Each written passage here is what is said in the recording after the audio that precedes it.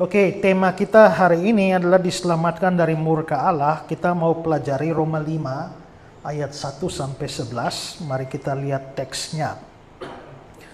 Sebab itu kita yang dibenarkan karena iman, kita hidup dalam damai sejahtera dengan Allah oleh karena Tuhan kita Yesus Kristus.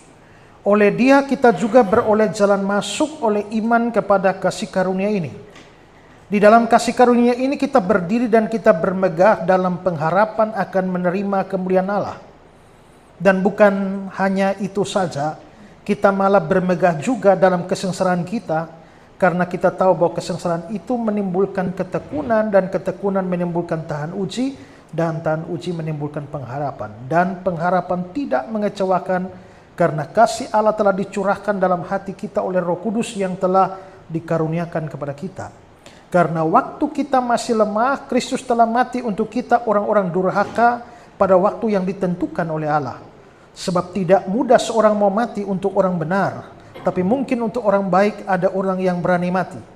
Akan tetapi Allah menunjukkan kasih-Nya kepada kita oleh karena Kristus telah mati untuk kita ketika kita masih berdosa. Lebih-lebih karena kita sekarang telah dibenarkan oleh darah-Nya, kita pasti akan diselamatkan dari murka Allah. Sebab jikalau kita ketika masih seteru diperdamaikan oleh Allah oleh kematian anaknya, lebih-lebih kita yang sekarang telah diperdamaikan pasti akan diselamatkan oleh hidupnya. Dan bukan hanya itu saja, kita malah bermegah dalam Allah oleh Yesus Kristus Tuhan kita, sebab oleh Dia kita telah menerima pendamaian itu. Nah, dalam Roma 5 ayat 1 sampai 11 ini Paulus sebenarnya berbicara sangat detail soal masalah pembenaran orang berdosa di hadapan Allah melalui Kristus. Dan terkait dengan hal ini ada banyak yang disinggung di dalamnya. Di antaranya adalah keadaan orang berdosa sebelum percaya atau sebelum diselamatkan. Lalu apa yang dilakukan oleh Allah terhadap kondisi manusia semacam itu, dan bagaimana manusia menikmati semua hasil itu. Itu dibicarakan secara detail di dalam teks yang kita baca.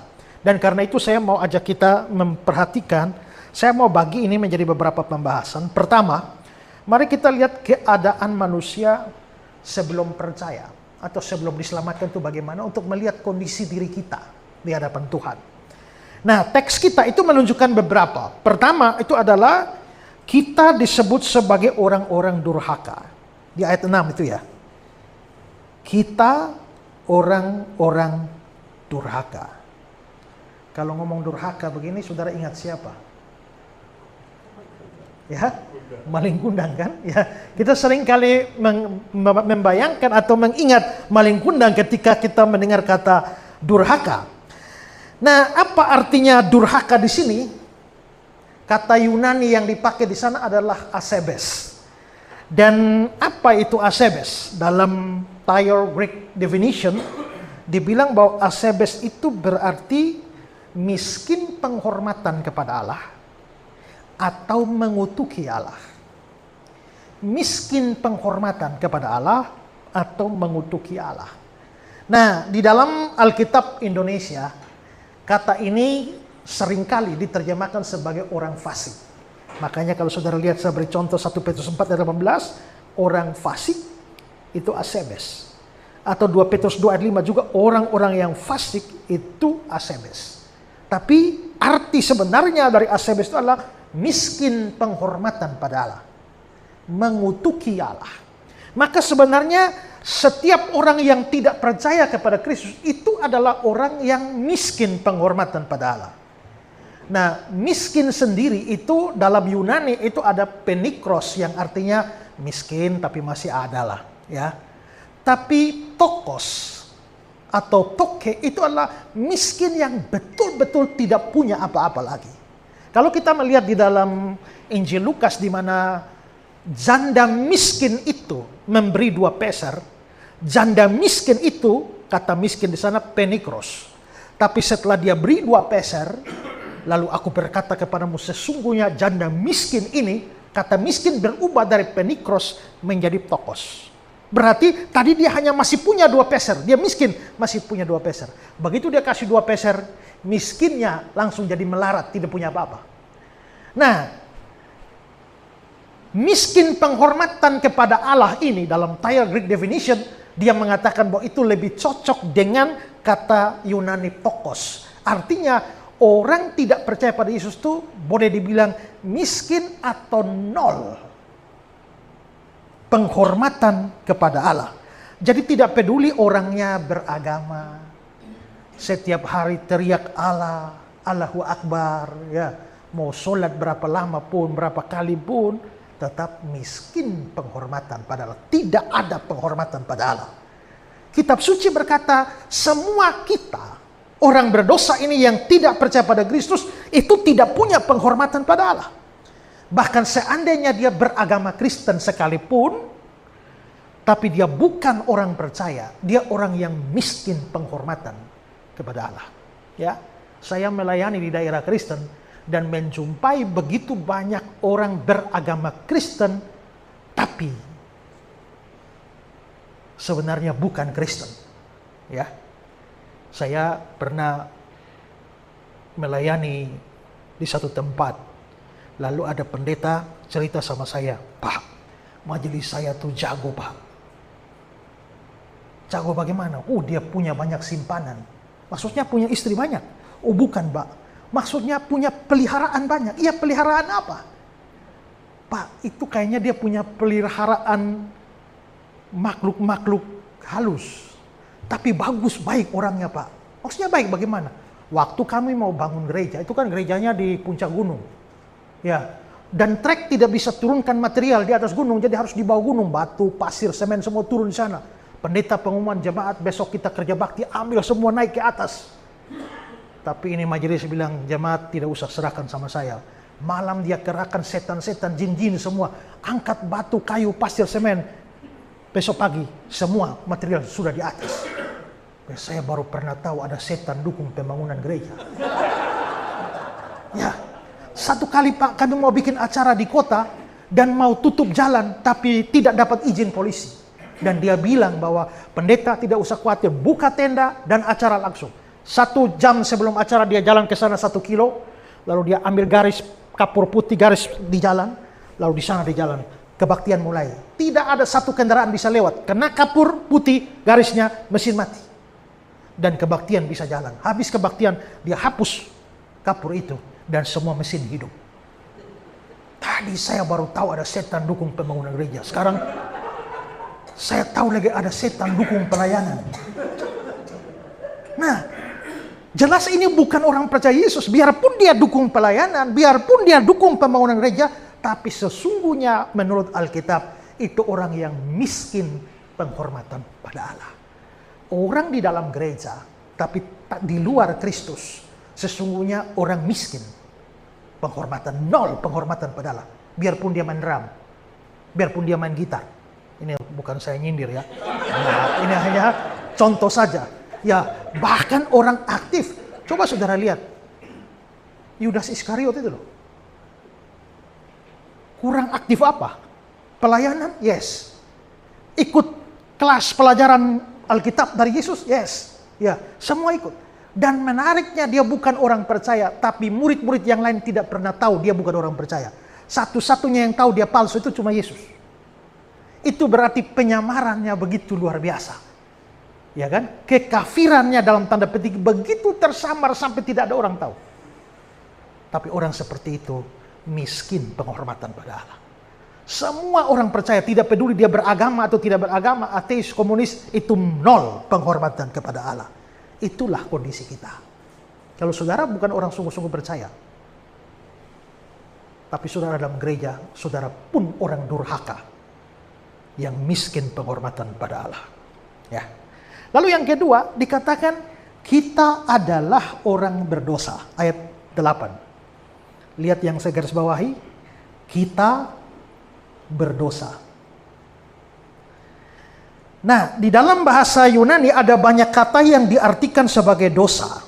Ada kakos, paneros, anomos, paraptoma, adikia. Tapi khusus yang dipakai di sini adalah hamartolos. atau hamartia, dan arti dasar dari kata ini itu adalah meleset, luput, atau tidak mencapai sasaran. Kalau ini objeknya, dan kalau saudara harus memanah objek ini, ada dua kemungkinan. Anak panah saudara sampai, tapi di sebelah. Kalau ini misalnya 10 meter. Saudara memanah 10 meter ke sini dengan objek 10 meter, anak panah saudara bisa mencapai meter yang ke-10. Tapi di samping. Itu namanya meleset. Tapi bisa jadi lurus, tapi baru meter yang ke-8 selesai. Itu namanya tidak mencapai sasaran. Ya, jadi hamartolos itu bisa berarti meleset, bisa tidak meleset, hanya tidak mencapai sasaran. Tidak cukup sampai di sana. Nah, kita disebut orang berdosa, artinya orang-orang yang meleset dari tujuan Allah atau tidak mencapai sasaran yang Allah tetapkan. Bahasa populernya, kita semua sesat. Coba lihat Keluaran 32 ayat 8. Segera juga mereka menyimpang dari jalan yang kuperintahkan kepada mereka. Mereka menyimpang. Yesaya 53. Masing-masing kita mengambil jalannya sendiri. Mazmur 14 ayat yang ketiga. Mereka semua telah menyeleweng. Nah, berarti itulah keadaan kita di hadapan Tuhan. Tadi sudah 0 penghormatan pada Allah. Yang kedua ini, kita meleset atau tidak mencapai sasaran. Tadi saya sudah jelaskan bedanya meleset sama tidak mencapai sasaran. Nah, meleset ini boleh dikatakan bahwa kita menyimpang. Tapi tidak capai sasaran itu enggak menyimpang, hanya tidak mencapai standar. Nah, saudara-saudara, itu berarti pada saat kita disebut berdosa pada waktu kita menyeleweng atau menyimpang. Tapi kita bisa disebut berdosa pada saat kita berbuat baik, tapi perbuatan baik itu tidak mencapai standar. Kalau begitu, kita bisa tetap dianggap berdosa pada saat kita berbuat jahat. Berbuat jahat itu dosa. Tapi berbuat baik yang tidak mencapai standar Tuhan, itu juga dosa. Maka sebenarnya bagi orang di luar Kristus, dia berbuat jahat itu dosa, tapi dia berbuat baik juga dosa. Sekarang saya akan memberikan perbandingan bagaimana kitab suci melihat kebaikan kita. Lihat Yesaya 64 ayat 6 itu ya. Demikianlah kami sekalian seperti seorang najis, dan segala kesalehan kami seperti kain kotor. Yang disebut kain kotor adalah kesalehan, perbuatan baik. Maka segala perbuatan baik kami seperti kain kotor. Dan kalau kita mau teliti ayat ini, kain kotor yang dimaksudkan di sana itu bukan kain lap meja, bukan kain pel, tapi kain pembalut wanita waktu datang bulan. Itu kain yang dimaksudkan di sini. Beberapa terjemahan yang lain menerjemahkannya sebagai kain yang bernoda secara tetap. Nah itu berarti kita bisa lihat bahwa perbuatan baik kita itu dianggap seperti kain pembalut. Artinya perbuatan baik kita itu juga menjijikan bagi Tuhan. Ya. Nah sekarang saudara bayangkan, kalau perbuatan baik kita saja itu kain pembalut, terus dosa kita, kejahatan kita, apa? Nah, coba saudara lihat Yeskiel 36. Hai anak manusia, waktu kaum Israel tinggal di tanah mereka, mereka menajiskannya dengan tingkah laku mereka. Kelakuan mereka sama seperti cemar kain di hadapanku. Berarti kebaikan kita itu kain pembalut, Dosa kita itu adalah cemar kain. Nah, apa itu cemar kain? Lihat di Imamat 15. Segala sesuatu yang ditidurinya, nyanyi seorang perempuan, selama ia cemar kain, berarti cemar kain itu apa? Waktu dia datang bulan, menjadi najis. Dan segala sesuatu yang didudukinya menjadi najis juga. Jikalau seorang laki-laki tidur dengan perempuan itu dan dia kena cemar kain, perempuan itu, maka dia menjadi najis selama 7 hari dan seterusnya. Saudara lihat muncul kata cemar kain 2 kali di ayat 20 dan ayat 24. Untuk ayat 20, New International Version menerjemahkannya hair period. Periodenya seorang perempuan. Sedangkan ayat 24 cemar kain di situ itu diterjemahkan di dalam NIV sebagai hair monthly flow. Aliran bulanannya. Maka kelihatannya cemar kain itu menunjuk pada datang bulannya seorang perempuan atau darah haid seorang perempuan. Maka lihat terjemahan Indonesia sehari-hari, dia bilang, aku menganggap kelakuan mereka itu haram seperti wanita yang sedang haid. Jadi dosa kita atau kejahatan kita seperti darah perempuan haid, kebaikan kita seperti kain pembalutnya. Maka dosa kita maupun kebaikan kita ternyata sama-sama jijik di hadapan Tuhan. Ya. Mengapa seperti itu? Karena itu perbuatan baik yang tidak mencapai standar itu. Waktu kita berbuat jahat itu sebuah penyelewengan atau kelubutan. Tapi waktu kita berbuat baik, perbuatan baiknya tidak mencapai standar, maka itu dianggap sebagai kain pembalut. Maka disinilah kita bisa berpikir ya, mengapa kekristenan itu mengatakan bahwa orang buat baik nggak bisa selamat itu? Ya karena itu sama dengan mengandalkan pembalut untuk selamat. Ya.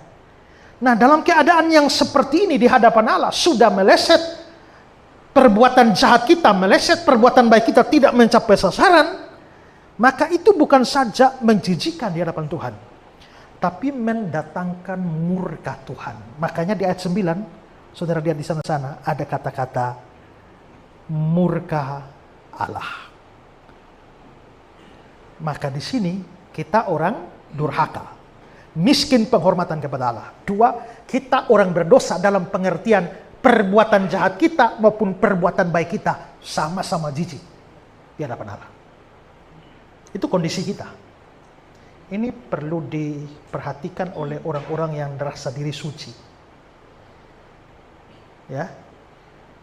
Barusan ini viral di YouTube dan Facebook, ada pendeta di Indonesia. Kalau mau cari orang teladan yang sempurna seperti Yesus, ada ini. Ya kan? Ngaku diri sempurna seperti Yesus. Begitu ngaku diri sempurna seperti Yesus, akhirnya orang bongkar segala macam aib dan perselingkuhan yang terjadi. Nah, itu cilaka lah, ya. Nah itu jadi soal. Kalau orang rasa diri suci, atau mungkin tidak rasa diri putih tapi rasa diri abu-abu, ya itu tetap sesuatu yang menjijikan. Perlu perhatikan hal ini, ya. Lalu yang ketiga, kita itu adalah musuh atau seteru Allah. Itu nampak di ayat 10. Ketika kita masih seteru, karena di sini Paulus menyoroti keadaan kita sebelum percaya, maka dia bilang ketika masih seteru. Maka orang yang di luar Kristus atau belum percaya itu dianggap sebagai seteru, musuh. Secara eksplisit dikatakan demikian. Ini bisa dilihat juga secara implisit dalam ayat 1 Roma 5. Nah ini kan setelah kita percaya nih ya. Kita yang dibenarkan karena iman, kita hidup dalam damai sejahtera dengan Allah. Kita yang dibenarkan karena iman, kita hidup dalam damai sejahtera dengan Allah. Kalau belum dibenarkan, ada hidup dalam damai sejahtera dengan Allah? Tidak. Kalau begitu, kita musuh Allah. Maka semua orang yang tidak percaya Yesus, semua orang yang di luar Yesus, itu musuh Allah. Tidak peduli dia dalam gereja atau di luar gereja, ya Pokoknya di luar Kristus, dia musuh Allah. Mengapa orang yang tidak percaya jadi musuh Allah? Itu karena dosa tadi. Saya berikan kutipan dari Charles Horst. Dia bilang begini, kata musuh atau seteru diterapkan kepada manusia bukan hanya sebagai gambaran dari karakter moral mereka, tapi juga dari hubungan di mana mereka ada terhadap Allah sebagai objek-objek ketidaksenangannya.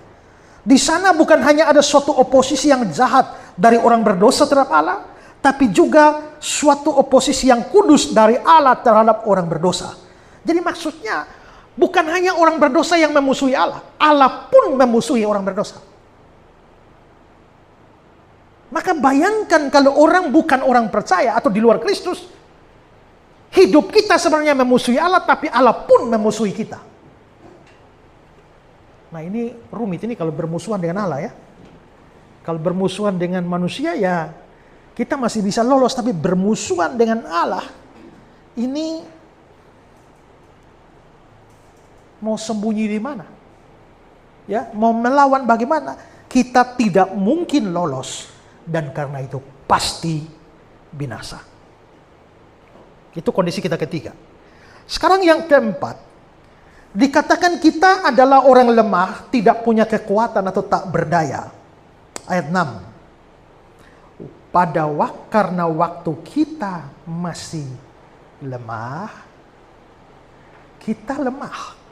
Waktu kita di luar Kristus kita lemah. Nah, apa arti lemah di situ dalam King James itu dibilang kita tanpa kekuatan. Ini lemah apa atau tanpa kekuatan apa?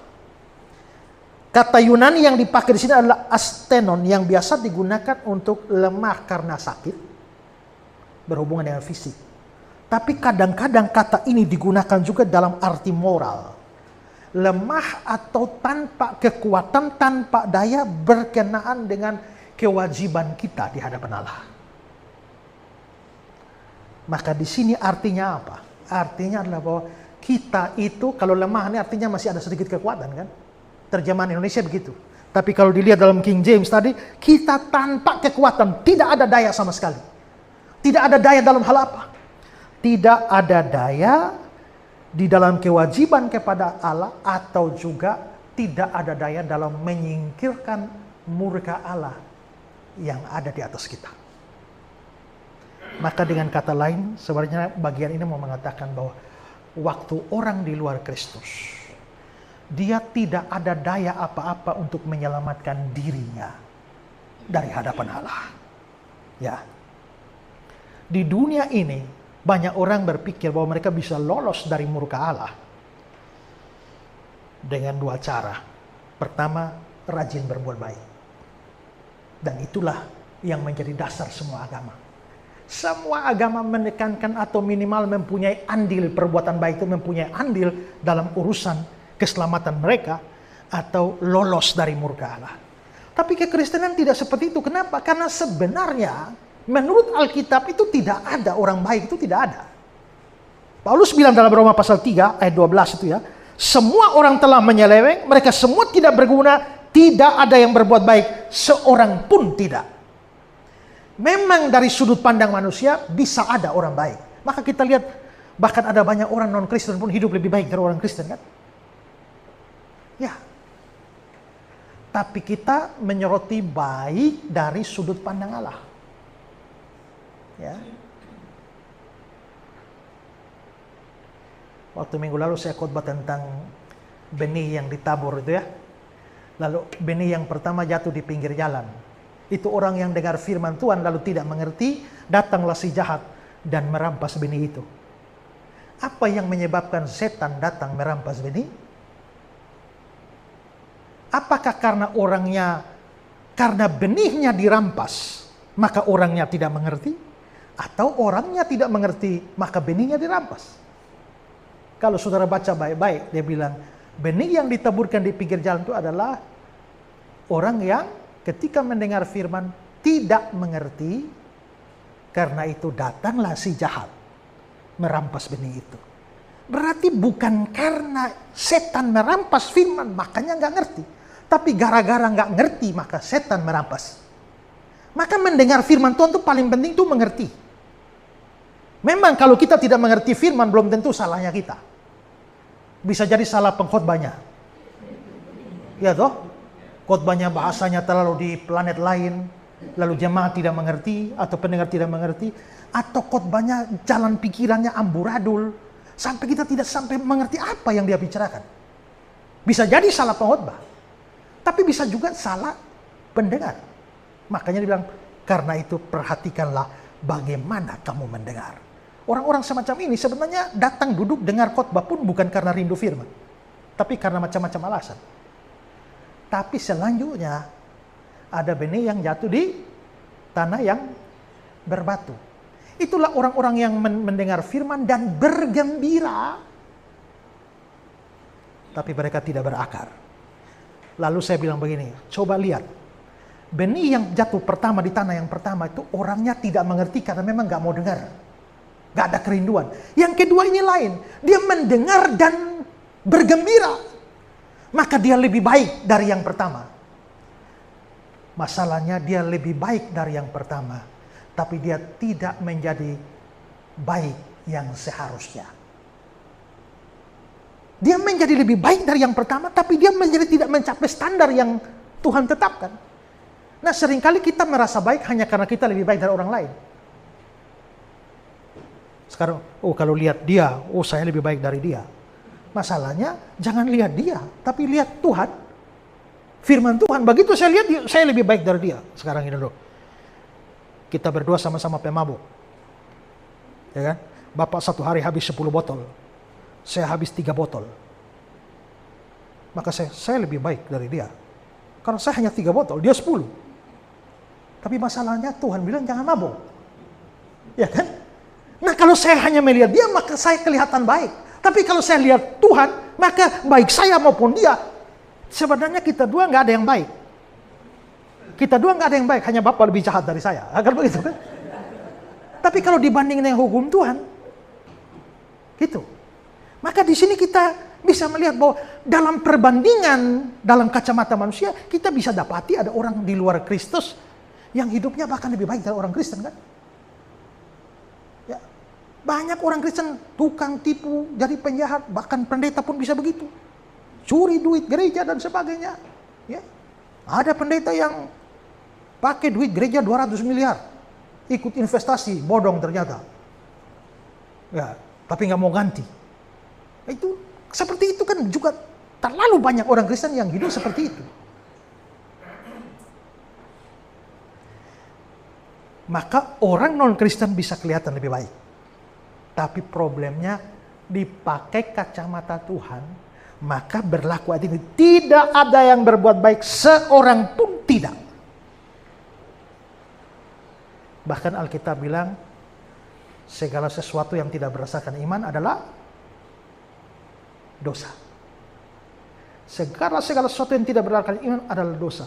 Jadi kalau kamu lakukan apapun, kalau tidak berdasarkan iman, dosa. Amin. Itu saya tidak ada ayat itu, tapi bisa baca Roma 14 ayat 23 itu ya. Ya. Segala sesuatu yang tidak berdasarkan iman adalah dosa. Sekarang saudara, kalau ada orang sakit di situ, saya tolong dia. Baik nggak? Lalu berlakukan ayat itu. Menolong orang yang kesusahan tidak berdasarkan iman adalah dosa. Datang ke gereja bagus? Baik? Baik. Coba berlakukan ayat itu. Segala sesuatu yang tidak berdasarkan iman termasuk datang gereja adalah, maka waktu saudara tidak beriman dan datang kebaktian, dosa. Kasih persembahan tapi tidak berdasarkan iman, dosa. Nah sekarang saudara, kalau saya kasih persembahan jadi dosa, datang kebaktian jadi dosa, tolong orang jadi dosa, mending apa? Mending gak usah datang gereja, gak usah pelayanan, gak usah tolong orang. Tapi waktu kita mending tak usah, Yakobus 4 ayat 17 bilang, barang siapa tahu yang baik tapi tidak melakukannya, dia dosa. Maka waktu saudara datang gereja jadi dosa, tidak datang gereja juga dosa.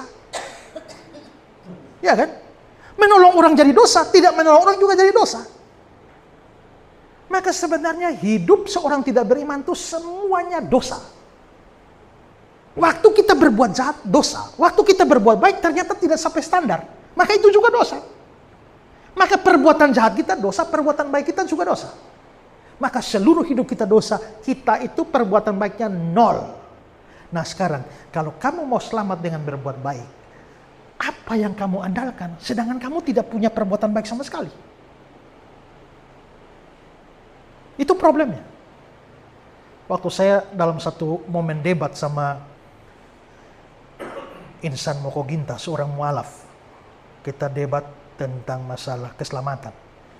Lalu dia ngomong kan, nanti akan ditimbang perbuatan baik kita. Kalau perbuatan baik kita di akhir zaman nanti lebih berat, maka kita masuk surga. Kalau perbuatan jahat kita lebih berat, maka kita masuk neraka. Lalu saya tanya, kalau sama berat, Bapak masuk mana?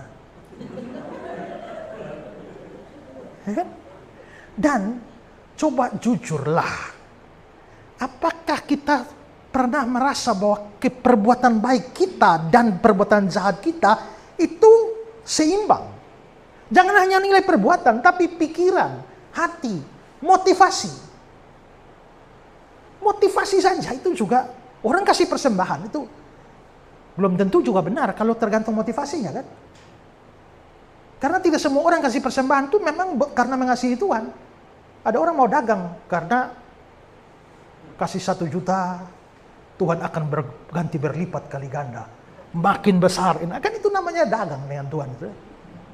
Orang melayani pun itu belum tentu karena mengasihi Tuhan. Padahal melayani itu bagus, tapi motivasi melayani bisa salah.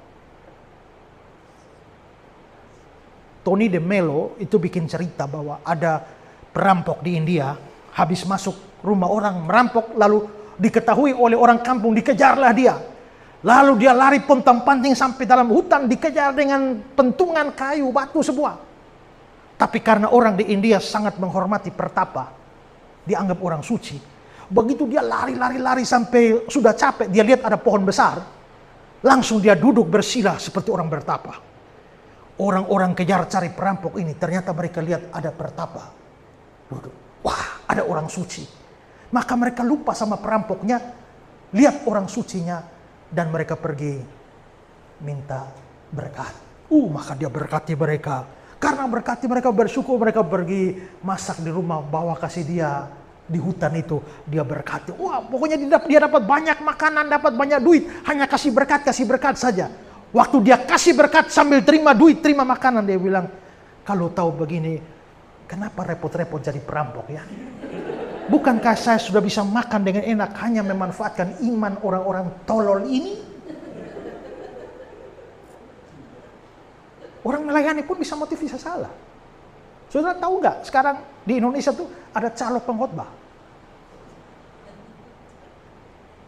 Ya, saya pernah ditawarin. Jadi kalau mereka tahu saya ini, wah ini khotbahnya bagus, orang punya relasi banyak di gereja, lalu datang bikin kesepakatan dengan saya, Pak, 70-30. Maksudnya, dia menawari saya ke gereja ini. Nanti kalau persembahan kasihnya kalau 1 juta, maka saya 700.000, dia 300.000. Kerjanya dia hanya menawar-nawar saya. Dan dia hidup dari situ. Bahkan ada pendeta pengkhotbah yang saking kepengen dicaloin, dia berani turunkan bukan 70-30, 50-50. Itu kan orang-orang melayani bukan karena ini. Ya kan? Orang action bisa sama, motivasi bisa beda. Pernah lihat kucing kejar tikus? Apa yang sama? Sama-sama lari. Ya kan? Tapi coba nanya, kenapa kucing lari? Kenapa tikus lari? Kucing lari karena lapar dan ingin makan. Tikus lari karena takut dan ingin selamat. Dua-dua sama lari. Tapi satu lari urusan perut. Satu lari urusan nyawa. Ya kan? Berarti beda. Nah coba sekarang kalau diuji bukan hanya perbuatan, kata-kata. Ya, pikiran. Motivasi. Siapa di antara kita cukup jumawa untuk berkata saya berbuat baik lebih banyak daripada berbuat jahat?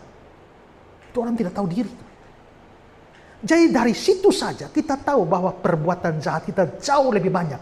Sehingga tidak memungkinkan bagi kita untuk menyelamatkan diri dari murka Allah dengan berbuat baik. Dan orang pun tidak bisa melepaskan diri dari murka Allah dengan bertobat. dalam artian berhenti berdosa. Kata bertobat yang saya pakai sini artinya adalah berhenti berdosa. Itu tidak menolong orang. Dengan kata lain, ada orang berdosa. Bagaimana kalau orang berdosanya berhenti berdosa? Dia tetap binasa. Kalau ada perampok, dia sekarang berhenti merampok, apakah dia masuk surga? Tidak, tetap masuk neraka. Lah kenapa begitu? Karena Alkitab melihat dosa sebagai hutang di hadapan Allah. Ampunilah kami akan kesalahan kami, seperti kami juga mengampuni orang bersalah kepada kami. Kata Yunaninya adalah opelema, dan opelema itu hutang. Makanya Alkitab King James itu menerjemahkan dengan debts. Orang yang bersalah kepada kami, our debtor, debts collector, penagih hutang, ya kan? Ampunilah hutang kami, seperti kami juga mengampuni orang berhutang pada kami. Berarti orang berdosa itu berhutang. Makanya nanti di surat Kolose dia bilang, dia telah menghapuskan surat hutang kita dengan memakukannya di kayu salib. Dosa itu hutang. Nah kalau dosa itu hutang, sekarang saudara pikir, bisakah hutang diselesaikan dengan berhenti hutang? Saya nggak punya uang, ibu pinjam 100 juta, ibu kasih. Besok lagi, minggu depan lagi, ibu tambah 100 juta lagi, kasih. Berikut lagi 100 juta, sampai 1 miliar, marahlah si ibu. Kamu ini pinjam, sudah 1 miliar. Ibu jangan marah-marah, saya minta maaf, tapi saya janji, mulai sekarang saya tidak hutang lagi. Terima kasih, selesai perkara. Beres? Gak bisa. Berhenti hutang itu penting. Tapi yang paling pertama, bayar dulu. Nah dosa itu hutang. Berhenti berdosa itu penting. Tapi itu nomor 2. Nomor 1 tuh bayar dulu hutang dosamu. Mulai dari kamu lahir sampai dengan tua begini kan. Kan makin panjang umur kan makin berdosa itu. Ya kan, kalau orang lahir langsung mati kan dosanya sedikit itu. Tapi kalau sudah opa-opa kan stoknya banyak gitu, ya kan?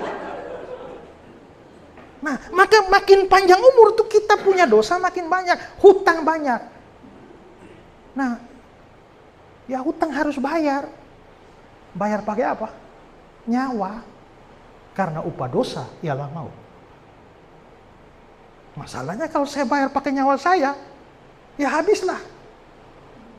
Bayar harus pakai nyawa. Tapi kalau bukan nyawa saya, pakai nyawa orang lain. Ya kan?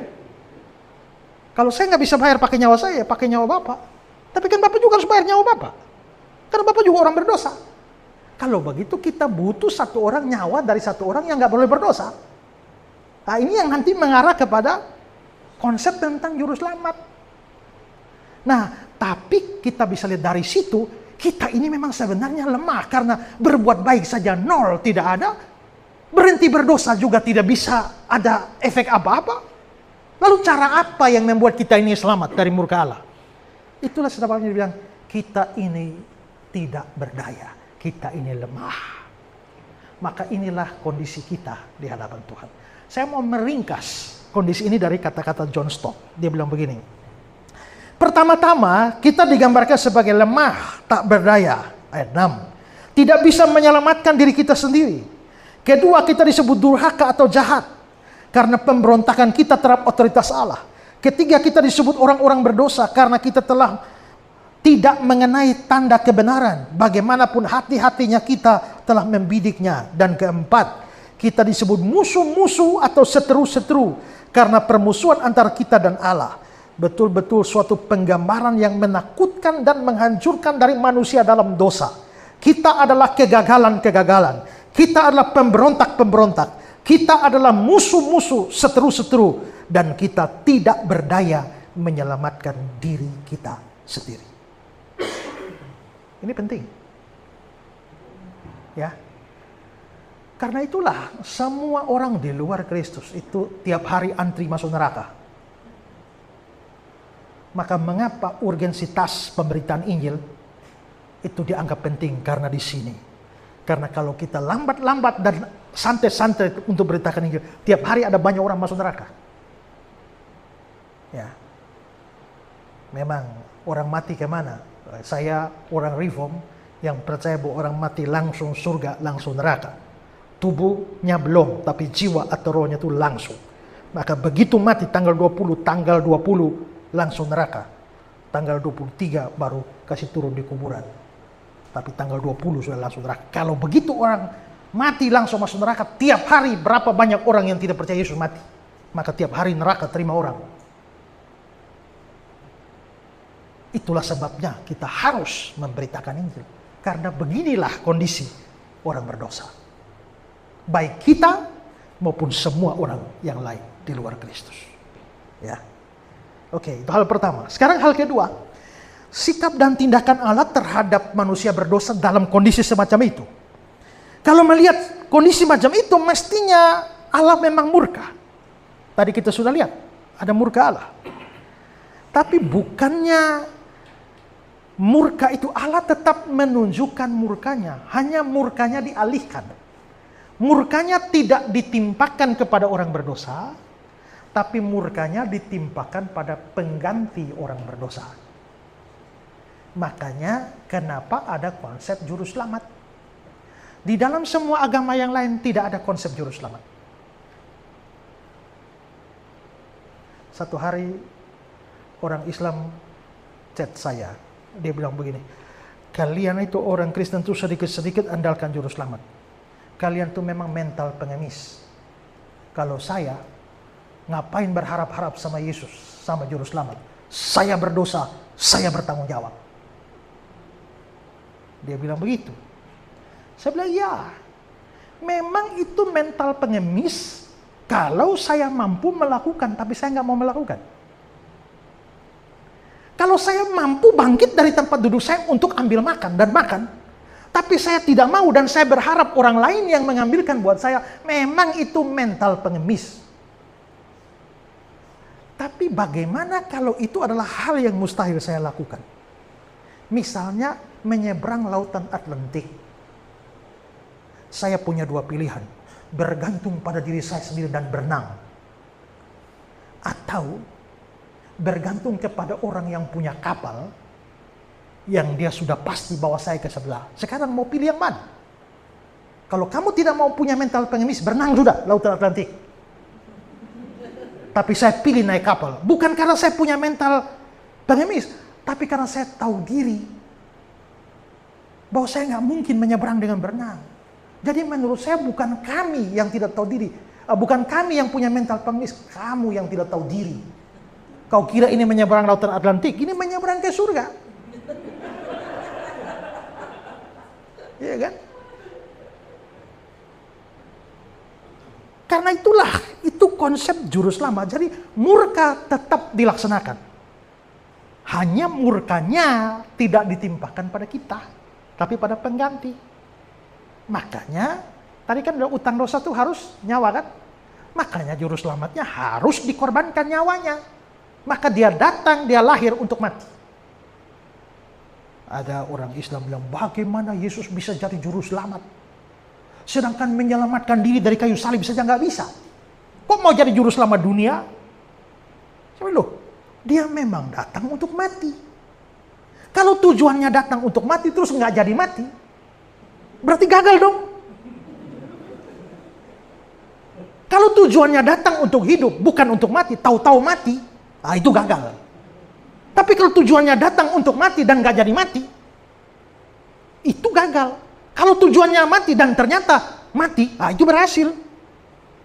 Kalau Yesus mau selamatkan diri terlalu gampang, ya kan? Waktu mereka mau tangkap dia di Getsemani, siapa yang nggak mau cari? Yesus dari Nazaret. Akulah dia, ego ini. Lalu jatuhlah mereka ke tanah. Maka Charles Haddon Spurgeon berkata, dia cuma mengucapkan dua kata, ego eimi, akulah dia. Mereka langsung terlempar ke tanah. Seandainya beliau perpanjang menjadi 10 kata, kamu bukan hanya terlempar ke tanah tapi langsung neraka. Kalau dia mau selamat bisa. Waktu Petrus angkat pedang dan potong telinga hamba imam besar, Yesus bilang, sarungkan pedangmu, sangkamu aku tidak bisa minta lebih dari 12 pasukan malaikat. Kata pasukan di situ, kata Yunaninya adalah legion. Legion itu adalah istilah militer Romawi. 1 legion itu 6.000 tentara. Kamu aku tidak bisa minta lebih dari 12 legion malaikat. 12 legion malaikat, 72.000 malaikat. Tapi ini lebih dari 72.000. Satu malaikat saja bisa bantai ratusan ribu orang dalam satu malam. Ini 72.000, lebih dari 72.000. Kalau Yesus mau selamat bisa. Makanya itu penjahat di sebelah Yesus bilang, jikalau engkau Mesias, turunlah dari salib dan selamatkan dirimu dan selamatkanlah kami. Maka seorang teolog bilang, untung saat itu Yesus tidak tersinggung. Seandainya beliau tersinggung dan turun dari salib, hari ini kau dan aku yang akan naik. Gitu. Hanya kita yang punya konsep juru selamat. Tidak ada kepercayaan lain seperti itu. Nah, waktu Allah melihat kita orang berdosa, dia tetap menyatakan murkanya. Hanya murkanya tidak pada kita, tapi pada juru selamat kita. Dan itu dengan murka dinyatakan pada juru selamat, maka kasih dinyatakan pada kita. Maka lihat ayat 6. Karena waktu kita masih lemah, Kristus telah mati untuk kita, orang-orang durhaka. Ayat 8. Akan tetapi Allah menunjukkan kasih-Nya kepada kita oleh karena Kristus telah mati untuk kita ketika kita masih berdosa. Nah, maka pengalihan murka dari orang berdosa kepada juru selamat itu menunjukkan kasih yang begitu hebat, dan kasih ini makin terlihat hebat ketika dikontraskan dengan kasih manusia. Maka coba perhatikan ayat 7. Sebab tidak mudah seorang mati untuk orang benar, tapi mungkin untuk orang baik ada yang berani mati. Maksudnya begini, untuk orang baik saja. Kalau saya ini baik sekali dengan ibu, utang ibu saya bayar, anak ibu sakit saya bawa ke rumah sakit, rumah ibu terbakar saya bawa ke rumah sakit. Tiba-tiba saya buat sebuah kesalahan dan saya dijatuhi hukuman mati. Lalu saya bilang, ibu mau ganti saya mati? Bukankah saya sudah baik pada ibu? Mau? Saya orang baik loh. Untuk orang baik saja, sukar ya. Untuk orang baik saja sangat sukar ada orang mau mati untuknya. Apalagi untuk orang benar. Lebih sukar. Tapi bayangkan, apakah saudara mau mati untuk orang yang tidak baik sekaligus tidak benar?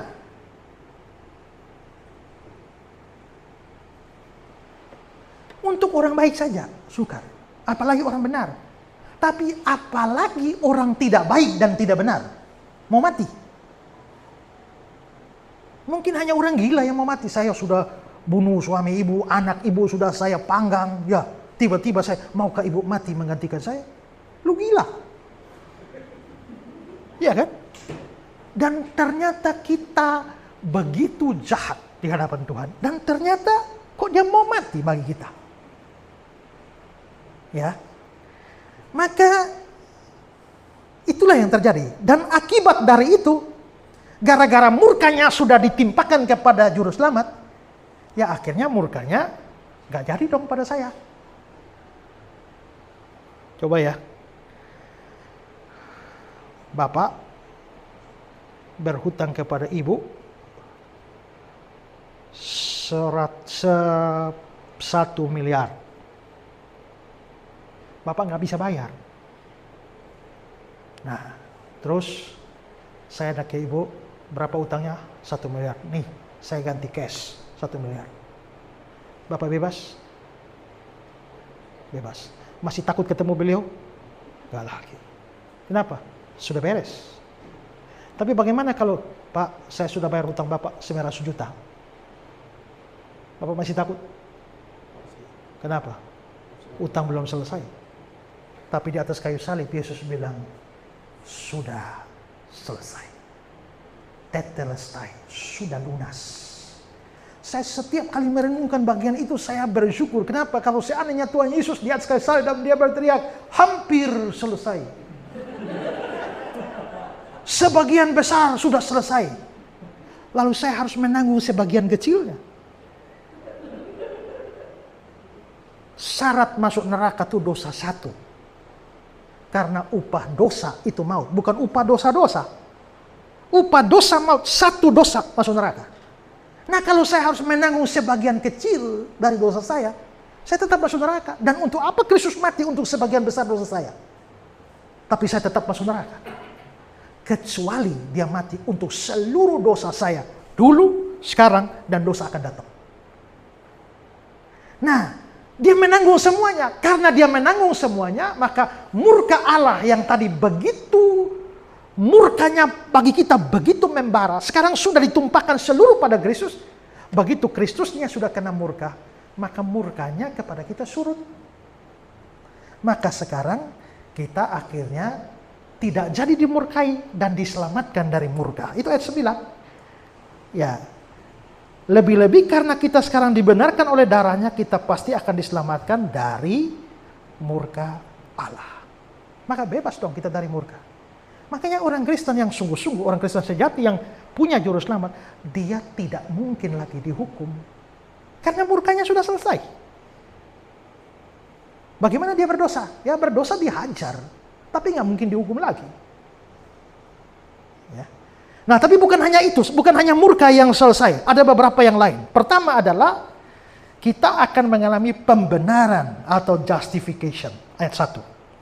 Sebab itu kita yang dibenarkan karena iman, justification by faith. Pembenaran itu apa? Nah saya kasih kutipan dari Hodge. Dia bilang suatu tindakan dari kasih karunia yang bersifat cuma-cuma dari Allah. Dengan mana dia mengampuni semua dosa kita dan menerima kita sebagai orang benar dalam pandangannya hanya karena kebenaran Kristus diperhitungkan pada kita. Dan diterima hanya oleh iman. Jadi maksudnya begini, kita ini mungkin secara moral belum benar. Masih banyak cacat celah. Masih ada dosa juga kita hari-hari ini. Tapi karena kita dalam Kristus, maka kita dianggap benar karena Allah melihat Kristus orang benar. Waktu kita belum percaya, kita dalam Adam. Alkitab melihat, atau surat Roma, itu melihat manusia itu dibagi dua saja. Di dalam Adam, manusia lama, dalam Kristus manusia baru. Kepala dari manusia lama itu Adam. Kepala dari manusia baru itu Kristus. Saudara tidak perlu berbuat apa-apa untuk ada di dalam Adam. Begitu lahir, otomatis di dalam Adam. Nah, waktu saudara dalam Adam, siapa Adam? Orang berdosa. Karena Adam orang berdosa, maka semua yang di dalam Adam diperhitungkan sebagai orang berdosa. Itu yang nanti saudara bisa lihat dalam Roma 5, 18, 19. Loh, kenapa Adam berbuat dosa kok kita yang dianggap orang berdosa? Ya karena dia perwakilan kita. Kalau main sepak bola, ambil tim Indonesia, yang main berapa orang? 11, lawan Thailand. Kita semua nonton. Begitu unggul 11 orang tuh menang 2-0, kita semua kita menang. Memangnya ikut main? Tidak ikut main, tapi kenapa senang? Loh karena dia perwakilan kita. 11 orang tuh perwakilan kita. Dia menang, kita menang. Dia gagal, kita gagal. Draw, kita semua draw. Nah Adam itu berdosa, maka semua di dalam dia itu dosa. Tapi begitu kita percaya Kristus, kita pindah dari Adam ke Kristus. Nah Kristusnya orang benar. Maka seperti keberdosaan Adam diberlakukan kepada seluruh keturunannya, demikianlah kebenaran Kristus diperlakukan untuk semua orang dalam dia.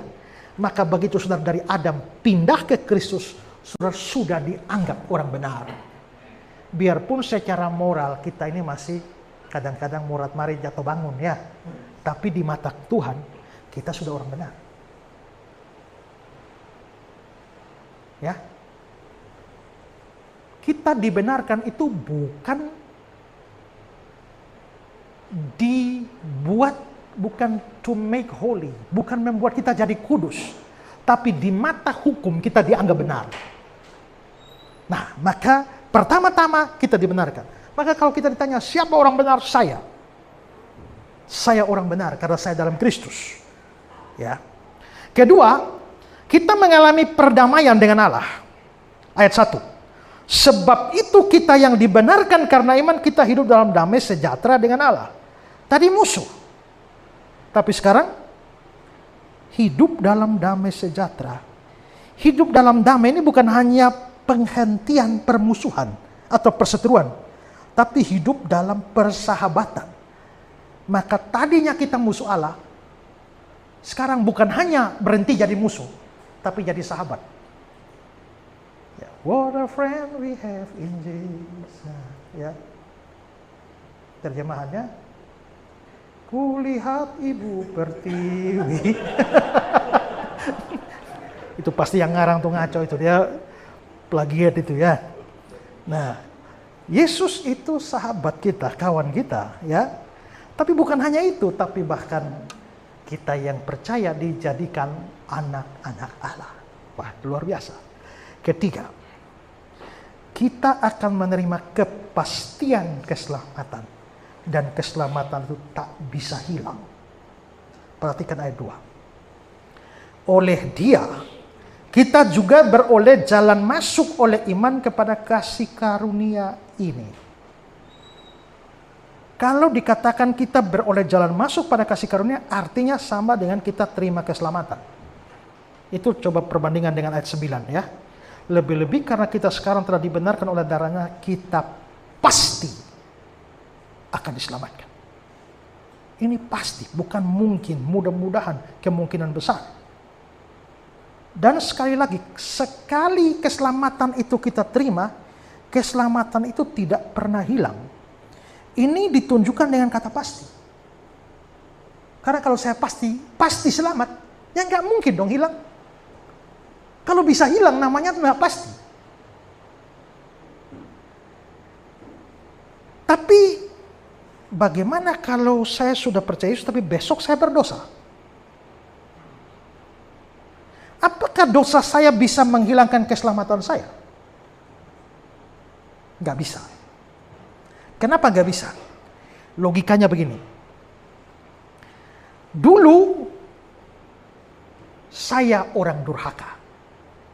Dulu saya orang berdosa jahat. Dulu saya musuh Allah. Dulu saya tanpa iman. Dulu saya tidak ada setitik kebaikan pun. Dulu saya tidak peduli pada Allah. Dulu saya bejat. Dulu saya pemberontak. Jelek semua kan? Tapi Allah mau menyelamatkan saya. Ya. Sekarang setelah saya percaya, saya sudah dibenarkan. Saya sudah hidup dalam damai sejahtera dengan Allah. Saya jadi sahabat Allah. Saya jadi anak Allah. Saya sudah beriman. Saya sudah dapatkan Roh Kudus. Masakan karena dosa-dosa itu lalu Allah membatalkan keselamatan saya? Kalau Allah tidak mau menyelamatkan saya atau dia mau melempar saya ke neraka, bukankah kondisi saya sebelumnya itu lebih fatal? Tapi ternyata kondisi saya yang lebih fatal tidak membuat dia lempar saya ke neraka. Apalagi sekarang setelah saya percaya, biarpun belum sempurna, tapi saya sudah muncul perbuatan baik karena saya sudah beriman.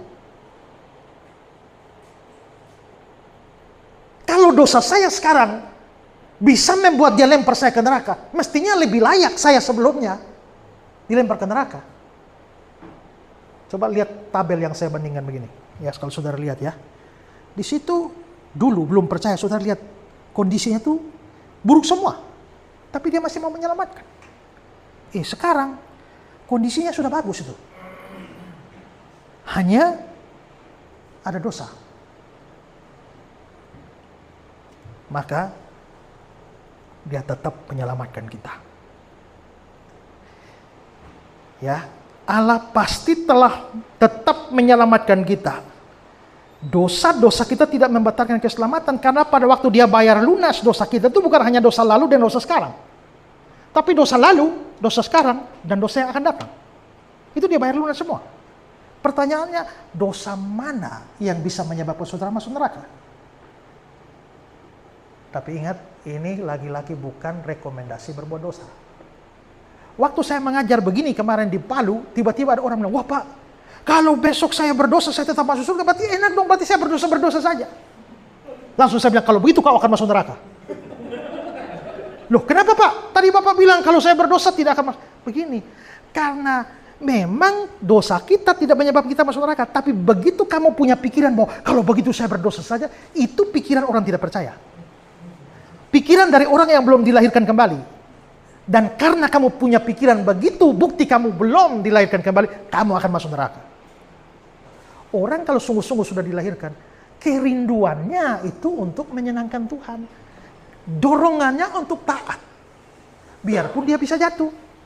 Tapi kalau dorongannya untuk tidak taat, apalagi mempermainkan kasih Tuhan, itu tanda kamu bukan orang percaya. Kamu tidak selamat. Ya. Nah, coba saudara perhatikan ayat 10.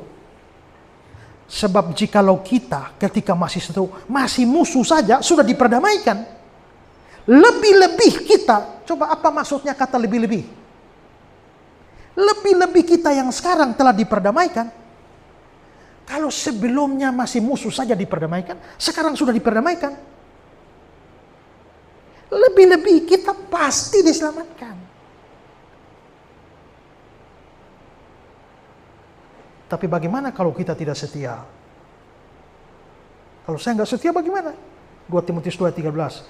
Jika kita tidak setia, dia tetap setia. Bagaimana kalau kita murtad? Kalau sampai kamu murtad, tanda kamu bukan sungguh-sungguh orang percaya. Kenapa? Karena kalau kamu sungguh-sungguh orang percaya, Tuhan akan menjaga, memimpin, memegang kamu sampai kamu nggak akan murtad. Coba lihat ayat yang saya berikan ya. 1 Korintus 1:8-9. Dia juga akan meneguhkan kamu sampai kesudahan. Bisa murtad? Kalau dia meneguhkan saya sampai akhir, kalau ternyata saya bisa murtad, artinya dia nggak meneguhkan saya sampai akhir. Apakah dia ingkar janji atau saya memang gak berhak menerima janji itu? Ya. Sehingga kamu tak bercacat pada hari Tuhan Yesus Kristus. Allah yang memanggil kamu kepada persekutuan dengan anaknya Yesus Kristus. Tuhan kita adalah setia. Yudas 2:4. Bagi dia yang berkuasa menjaga supaya kamu jangan tersandung. Dan membawa kamu dengan tak bernoda, tak penuh kegembiraan di hadapan kemuliaannya. Dia berkuasa menjaga kamu supaya kamu tidak tersandung. Bisakah orang yang dijaga oleh Tuhan sampai murtad dan hilang keselamatan? Berarti Tuhan gak bisa jaga dia dong. Keselamatan kita tidak bergantung pada seberapa kuat kita memegang tangan Tuhan, tapi seberapa kuat Tuhan memegang tangan kita. Aku memberikan hidup kekal kepada mereka dan mereka pasti tidak akan binasa sampai selama-lamanya. Tidak seorang pun merebut mereka dari tanganku. Berarti kita orang percaya di tangan Tuhan, Yesus. Lalu Yesus selanjutnya beliau berkata, Bapakku berada di atas segala sesuatu dan tidak seorang pun yang merebut mereka dari tangan Bapa. Berarti kita ini dipegang oleh dua tangan. Tangan Yesus dan tangan Bapa. Lalu apa yang bisa tarik keluar kita dari dalam dua tangan itu? Kalau sampai kamu bisa murtad, ada dua kemungkinan. Iblis berhasil keluarkan kamu dari tangan Allah, atau kamu sebenarnya tidak pernah ada di tangan Allah. Kemungkinan kedua. Ya. Nah, karena itulah maka sebenarnya semua itu janji Tuhan, maka orang yang sungguh-sungguh Kristen sejati, dia pasti diselamatkan. Dan keselamatannya tak mungkin hilang. Jadi sebenarnya karya Kristus bagi kita tuh membuat kita selamat. Dan sekali kita selamat, kita tetap diselamatkan. Lihat ayat 2. Oleh dia kita juga beroleh jalan masuk oleh iman pada kasih karunia ini. Di dalam kasih karunia ini kita berdiri dan kita bermegah dalam pengharapan untuk menerima kemuliaan Allah. Lalu ayat 5, pengharapan itu tidak mengecewakan.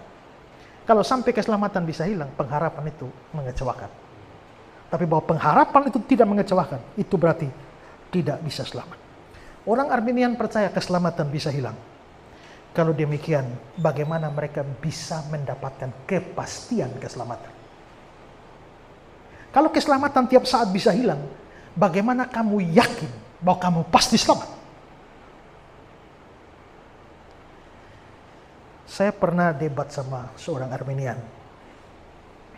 Ya. Lalu dia bilang begini, waktu saya beriman tuh saya sama seperti naik ke atas sebuah kapal. Gratis, free. Hanya anugerah yang bikin saya naik ke sebuah kapal. Kapal itu bergerak dari sini ke sini. Dan saya tetap selamat kalau saya ada dalam kapal. Begitu saya keluar dari kapal, maka saya tidak selamat. Saya bertanya pada dia, permisi tanya Pak, seberapa yakinkah Bapak bahwa Bapak pasti selamat? Dan apa dasar dari keyakinan itu? Lalu dia jawab bilang, kalau Pak Esra tanya pada saya, apa saya pasti masuk keselamatan penuh? Saya yakin selagi saya tetap berada dalam kapal keselamatan. Dia yakin selamat sepanjang dia berada di dalam kapal. Lalu saya tanya, yakin selagi berada dalam kapal? Lalu seberapa yakinnya Bapak bahwa Bapak akan tetap ada dalam kapal? Dasarnya apa? Dari mana Bapak bisa pasti bahwa Bapak tetap di dalam kapal dan tidak lompat keluar? Kalau Bapak tidak yakin bahwa Bapak bisa pasti tetap di dalam kapal, bagaimana Bapak bisa yakin bahwa kapal itu membawa Bapak sampai akhir? Kita hanya bisa tidur tenang dan tahu mati kapanpun, dimanapun, dan bagaimanapun, mati dengan tenang atau dengan meronta-ronta, pasti selamat. Kalau kita punya keyakinan keselamatan. Ya, seperti itu. Nah, maka berbeda dengan ajaran Armenian, Paulus disuruh mengajarkan bahwa karya Kristus di kayu salib itu jaminan keselamatan. Kalau karya Kristus tidak memastikan keselamatan, maka sebenarnya kematian Kristus hanya memberikan kemungkinan keselamatan. Kita semua pasti tidak selamat. Gara-gara Kristus mati, maka sekarang kita mungkin untuk selamat, tapi bukan pasti selamat.